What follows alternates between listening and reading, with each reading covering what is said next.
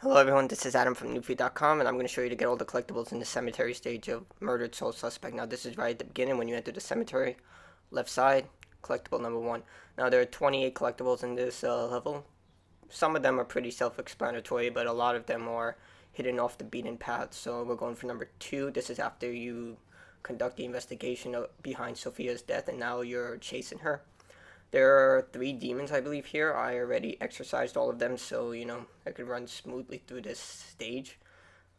Right now, this is me looking for the second. Here it is, right here. Right side of the hill. Alright, we're going to go into the next area. Right in here. And our third collectible is right here. It's pretty hard to miss. It's right between these two guys who are trying to, I guess, raid this tomb or just exploring for dead spirits. I don't really know what they're doing. Alright, we're going to come in here. A little cinematic is going to start. Sophia using the blink ability to run away from Rowan. God, I keep messing up his name. But anyway, the collectibles inside this tomb. Collect it. There we go, number 5. Alright, we're going to come into... Well, we're not going to come into anything. We're going to walk up this hill. There's a spirit. Here's another spirit, that sick bastard who used to feed children to people. Well, he fed children to pigs, human meat, which made his beef, I guess, very good. It's just very disgusting. And that's one of the women he hurt. So anyway, we're going to come to this coffin. Collect the next one. Number 6. Alright, number 7. We're going to continue forward. Well, not forward, we're going to leap across this impregnable barrier, go behind the wall. Once we do that, we're going to walk all the way over here. I am moving pretty slow so you guys have a frame or reference point, because these stages are very small and it's easy to get lost or, lose count. Anyway, the 7th collectible is in here. I get a little confused because I know it's in here somewhere. Problem is, it's in the previous tomb that I was in, so it's supposed to be right here. This is me getting a little confused, and I go, oh yeah, maybe it's in the first one, right about now or later. I'm a big idiot right here, so you can make fun of me in the comments, but anyway, it's right here. Another glyph. Once we collect that, we're going to exit here. We're going to walk all the way around, and behind this impregnable spirit barrier is going to be another collectible, number 8. Now, like all my other videos, once I collect all these unique items, I am going to show you the story in the final part of the video. It's pretty good. Like I said, it reminds me a lot of Supernatural. It's not excellent, but it suffices. But anyway, we're going to come back. Those are the 2 guys again. Reference point in case you need it. We're going to walk up here. Again, there's the butcher and his victims. Well, I don't know if they're all his victims, but I know that woman telling the story is one of his victims. But anyway, we're going to come up here to this makeshift quarantine zone. And right here is going to be our next collectible. Another hurrah for the digital copy of Murdered Soul Suspect. Little hiccups there. Anyway, we're going to come to this quarantine zone with this mad scientist who used to use his patients as test subjects. We're going to come up here. This is where we learn the blink ability from Sophia. Well, we don't really learn it from her. Rowan just somehow learns it immediately. Right here. We're going to blink across. Well, technically no, we're going to drop down right here. Walk down, get the next collectible, turn around. You're going to see these people. Like I said, this area is very condensed. It's easy to get lost, so I'm like, okay, and I have to blink back up.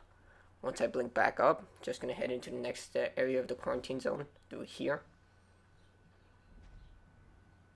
Go inside here, just navigate a little. I don't know why you can't simply just walk over or climb over, but them are the rules of the game. And we're going to blink ourselves across here to this next platform right here. Once we do that, just going to grab this collectible.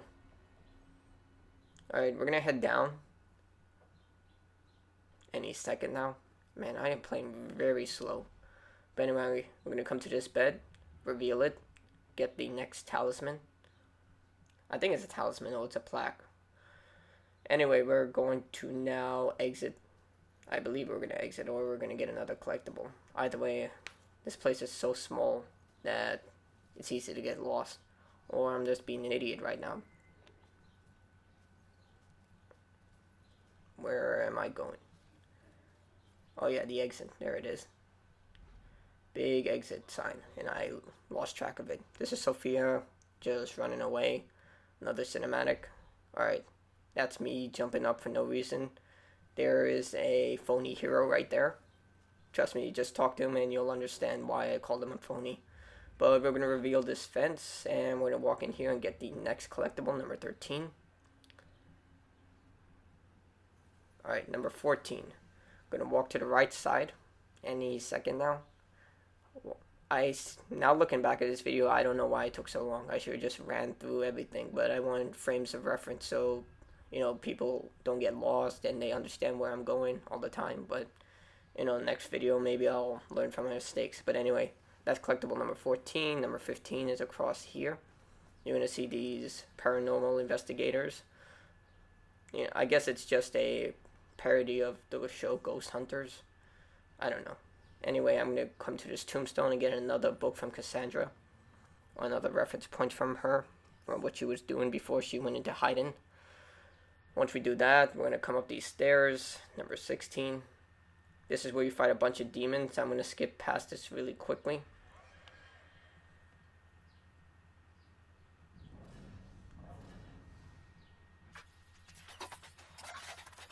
Just fast forward. Exercise all these demons.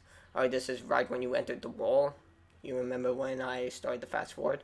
You're going to come to the set of stairs. Up here, you're going to see these two very awkwardly talk to one another. Sure is cold out here. And right here is the collectible. Anyway, from these two very confusing people, you're going to come here. There are two collectibles there, but for now, we're going to ignore them. Go inside this tomb. This is me making sure you guys caught up, which you probably did because I'm moving incredibly slow. But anyway, we're going to come through that tomb. We're going to come all the way here. There are another bunch of teenagers. I swear, no one has anything better to do but to hang out at a cemetery. It sounds very bleak and kind of disturbing. But anyway, there's our next collectible. Alright, from there. Any second now because my game... yeah, very off right now. But anyway, we're going to walk into this tomb. It's right there. Get the next collectible. Me standing around doing nothing again. Come on. Move forward. Do something. I did collect these out of order. This is, I think, my third playthrough of the game. So, yeah, I got a bunch of them while I was playing through my first time. Second time, missed some. Third time, alright, collect them all. But anyway, once we get that, we're going to head back to that fence that we previously saw with those two collectibles. Right here, and we're going to get them. Reveal number 1 and reveal number 2. You know game developers are being lazy when they put two collectibles side by side. Not just two different collectibles, but two of the same. Alright, again, forgive me for this part, but this is me getting lost a little. I'm supposed to go left, and there's a path, but it's so dark that I didn't see it. This is me getting confused, like, okay, there's supposed to be a path here with another collectible. Where the hell is it? Alright, it's right here. So dark. But anyway, we're going to come here, and we're going to reveal the next one. These glyphs are a little hard to find, so I'm searching for it. Like, it should be here somewhere. But it's on that wall right there that I'm looking at. And I finally, oh, here we go. Finally figured it out. Like, okay, where's the prompt? There we go. Got it. But anyway, that's collectible. Now we're going to head down the hill. Just chasing after a little girl. A grown man chasing after a little girl. There's nothing really strange about that. But we're going to head down here. And there's our next collectible. This is me searching the tombstones, seeing if I missed anything, but I didn't. And I'm just going to head down eventually. Yeah, I know. Look, checking ourselves out. But anyway, head down. Get the collectible. There we go. Alright, the next collectible is right there. You can see it shining in the distance. Me walking very slowly to get it. There we go. Alright, we're gonna get number 24, which is right by Sophia, where she was killed by the Bell Killer. Right there. This is where Rowan gets a new power. The ability to see into people's memories.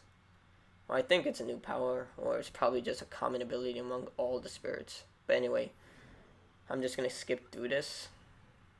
There we go, that's after we talk to Sophia. She yells and disappears. Not really sure if we saved her or not. She just basically runs off. But anyway, we're gonna come here across the lake. That's me getting glitched on a tombstone. Get number 26. Number 27, that's the end of this path. And number 28 is when we make a full circle through the cemetery. Anyway, like the video, subscribe to the channel, and I will be posting more videos on Murdered Soul Suspect. Like always, I will post the last what you get from collecting all the unique symbols, the story, and enjoy.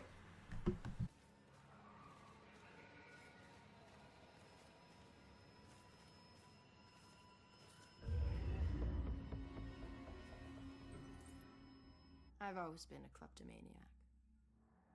It's not that I was lazy or anything, I was just bored. Stolen goods were always more interesting to me. I could just look at whatever it was and relive the exciting memory of the theft itself.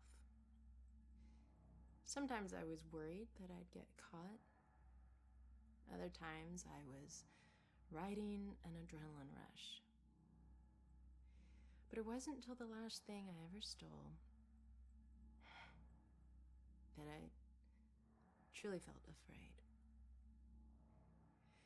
I remember it like it was yesterday, despite the years I've been trying to forget it.